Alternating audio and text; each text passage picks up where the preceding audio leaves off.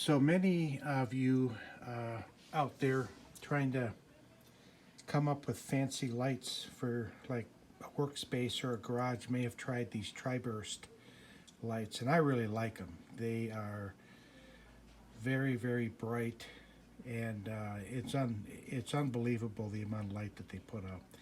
And they basically screw into a normal outlet, as you can, or receptacle, as you can see up here on top, and they do a really good job. Well, mine, for some reason, just all of a sudden stopped working. And came home one day, went to flip the lights on, and all three of these panels were not working. I thought that was unusual. I thought maybe one panel might burn out or stop working, but it was unusual that all three of them stopped working. So what I did was decided I was going to go in and look and see what was going on with these. So there's 6 screws here up on top.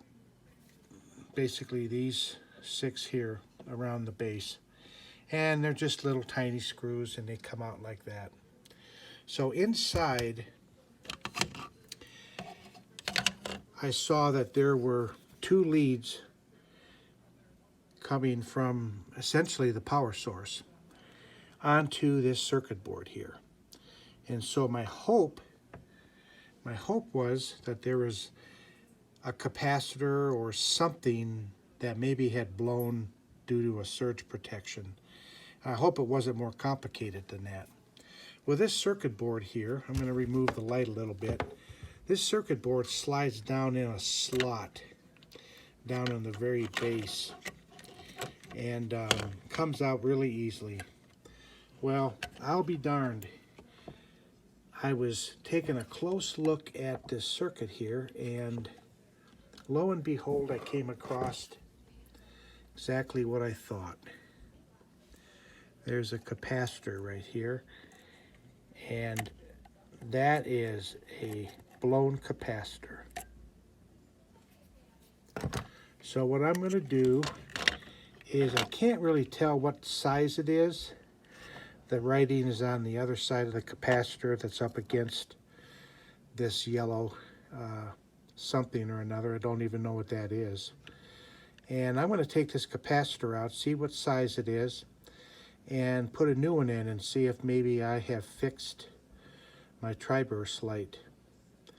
I suspect this capacitor will be 5-10 cents or something like that. So you can see there is some writing on the other side. I'll find out what the capacitance is, and I'll make that switch, and then I'll show you what I'm done, what I have, and we'll try it out and see if it works. So I took that, what I thought was a capacitor out. What it turned out to be was a thermistor. It came out in pieces because it was dry and brittle. Best I got off of it was NTC, and I think that's a D9. The rest of the outside is broken up in pieces. So I wasn't sure exactly what that was at first. Pardon my camera, I'm going to zoom over here to my computer. This is what I found, what NTC was. And I read on it, and it's got a numbering convention here. NTC, there's a number in front of whatever the D is. In this example, the D is a diameter of 13. The number in front, which their example is 10, is a 10 ohm. And then the NTC, it's a negative temperature coefficient resistor. So what I had done a few weeks ago was I had sent in an email to the place I bought this at and told them what had happened, and they just sent me a new one because it's supposed to have a 5-year warranty on it. So in order to find out what that thermistor was, I actually took apart my new one that works fine. Let's see if I can get zoomed in on this. Where's that at here?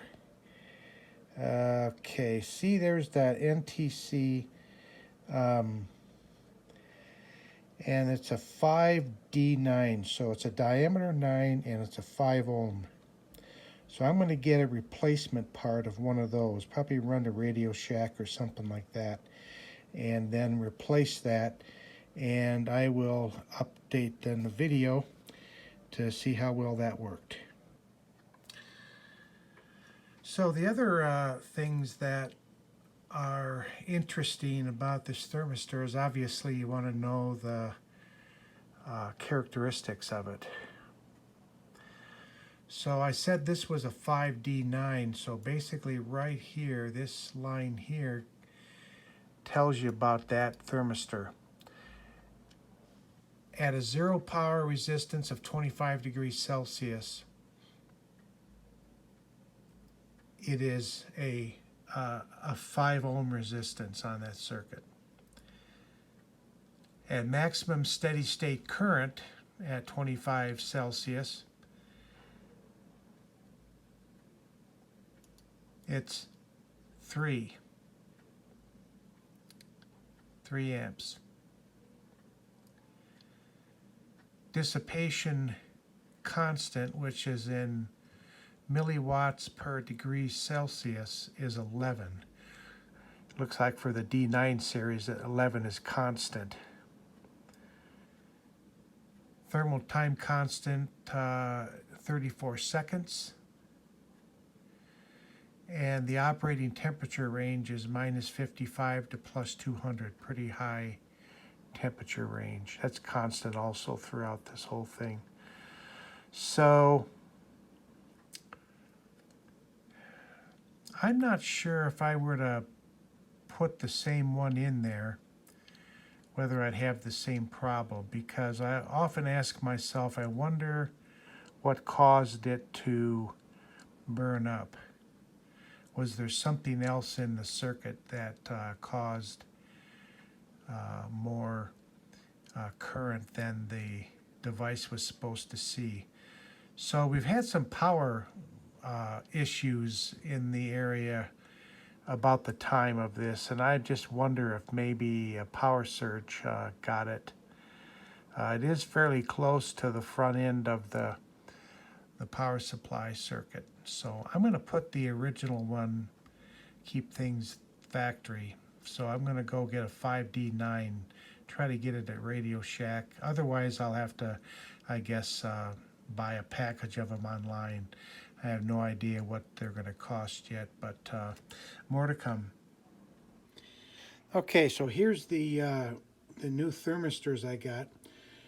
Had to buy, unfortunately, a package of a bunch of them. Went to Radio Shack and they didn't even know what a thermistor was. Any case, I soldered that in. Let's see if I can get a decent picture here. Okay, so there's the thermistor.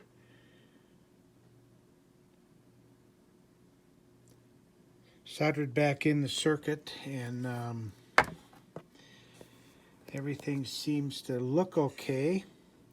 Circuit board slid back in, and I'm ready to put the cover on and go try it, and I'll let you know how that turns out.